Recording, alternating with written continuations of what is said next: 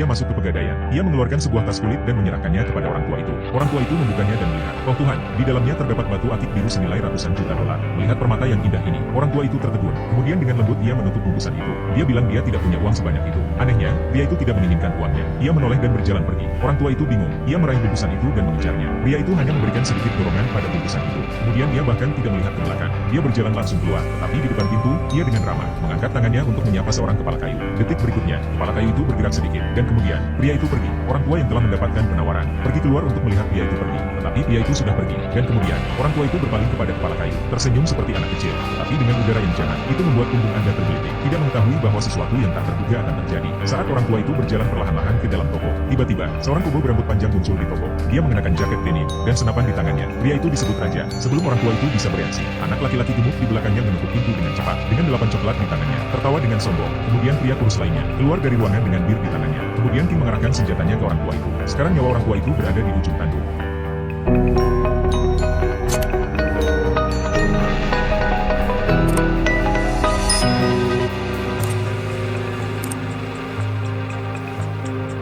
Raja membuka tempat penyimpanan uang, tetapi hanya ada 20 uang di dalamnya. Orang tua itu menyembunyikan vonis secara diam-diam di belakang punggungnya, dan mengeluarkan semua uang yang tersisa. Tetapi King tidak puas. Dia menodongkan pistol ke arah istri orang tua itu. Wanita tua itu tidak punya pilihan selain mengeluarkan semua uang yang dimilikinya. King meraih tas dari tangan wanita tua itu. Dia mengambil semua uang di dalam. Pencuri ini juga tergila-gila pada kemiskinan. Dia sangat senang untuk mengambil beberapa dolar. Tapi kemudian superscript yang tidak tahu malu. Dia mengeluarkan foto dirinya sendiri. Ingin wanita tua itu menikmatinya bersamanya. Orang tua itu takut bahwa raja akan menyakiti istrinya. Mencoba menghentikannya. King segera mengerahkan senjatanya ke wanita tua itu. Kemudian ia mengatakan apa yang sebenarnya dia inginkan. Dia menginginkan batu akik biru di tangan orang tua itu. Ketika orang tua itu mendengar hal ini, orang tua itu langsung panik. Fatih mendengar bahwa batu akik itu bernilai ratusan juta dolar, dan melompat keluar dan mencoba mengambilnya. Sementara orang tua itu berusaha menghindar, pistol raja meletus. Wanita tua itu meninggal seketika. Melihat istrinya yang sudah meninggal, pria tua itu perlahan-lahan berjalan ke arahnya. Tapi kemudian raja menembaknya lagi. Orang tua itu meninggal seketika. Oh Tuhan, bau darah. Fatih memuntahkan semua makanannya. Kemudian raja mengambil vonis, dan berjalan keluar dengan gembira. Dan sebelum dia pergi, dia dengan sombong menembak kepala kayu itu, dan melepaskan tembakan. Tetapi mereka meninggalkan.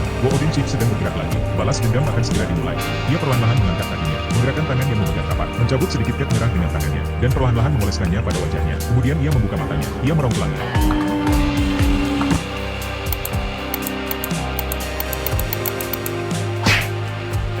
Dan di sisi lain, ketika perampok kembali ke rumah secara terpisah, si gendut sedang bersantai di sofa sambil makan ayam goreng dan bir. Tiba-tiba sebuah anak panah datang dan mengenainya tepat di dada. Panah lain ke jantung, yang terakhir mengenai kepalanya, dan ia meninggal seketika. Berikutnya giliran si peturus. Ia pulang ke rumah dan mengemasi barang-barangnya. Sementara orang tuanya sedang menonton TV. Ia merayap menuju garasi. Tiba-tiba, ada suara bising dari garasi. Dia diam-diam bersandar di atas pintu dan mendengarkan. Perlahan-lahan membuka pintu, untuk menemukan mobil hancur bertubi-tubi. Ia sejenak membeku di tempat, tepat saat ia pergi untuk memeriksanya. Pintu dibanting menutup dengan cara yang aneh. Sosok gelap dengan kapak muncul di belakangnya. Kemudian sosok gelap itu perlahan-lahan mendekat. Detik berikutnya, oh Tuhan, langsung mati. Hanya ada satu raja yang tersisa. Raja yang waspada mendengar suara itu. Raja terakhir telah pergi. Kemudian sebuah kapak terbang. Kepala kayu berdiri di ambang pintu. Raja begitu takut sehingga ia melompat mundur. Dia menembak kepala suku di wajahnya.